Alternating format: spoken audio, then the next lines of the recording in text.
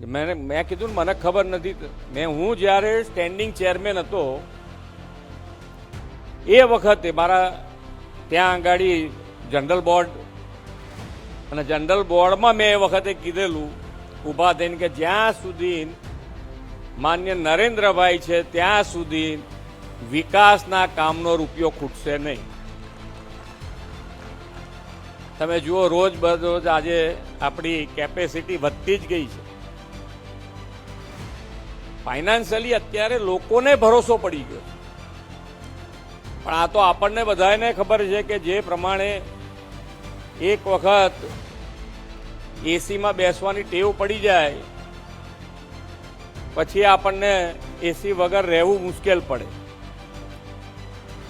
અને એમાં વાંધોય નથી આપણને કે ભાઈ જે ટેવ પાડી છે આપણે સારી ટેવો પાડી છે અને સારી ટેવો પાડી છે તો હવે આપણે સારું કામ કરવું પડે.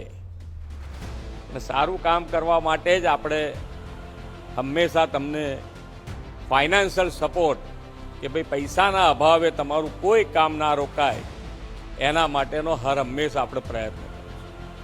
કોર્પોરેશન અને કોર્પોરેશનમાં પહેલાં કામ અહીંયાથી હર્ષભાઈએ જેમ કીધું એમ કે પાણી ગટર અને રસ્તા સિવાય બીજું કોઈ કામ વિચારી નહોતા શકતા પહેલા.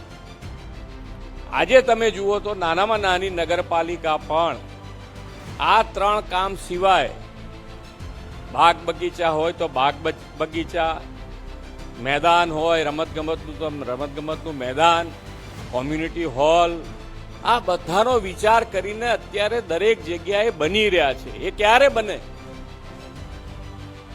તો કે ભાઈ આજે જે મૂળ સુવિધાઓ છે એ મૂળ સુવિધાઓના કામ થઈ રહ્યા છે ને એની ઉપરાંતનું આ કામ આપણે કરી રહ્યા.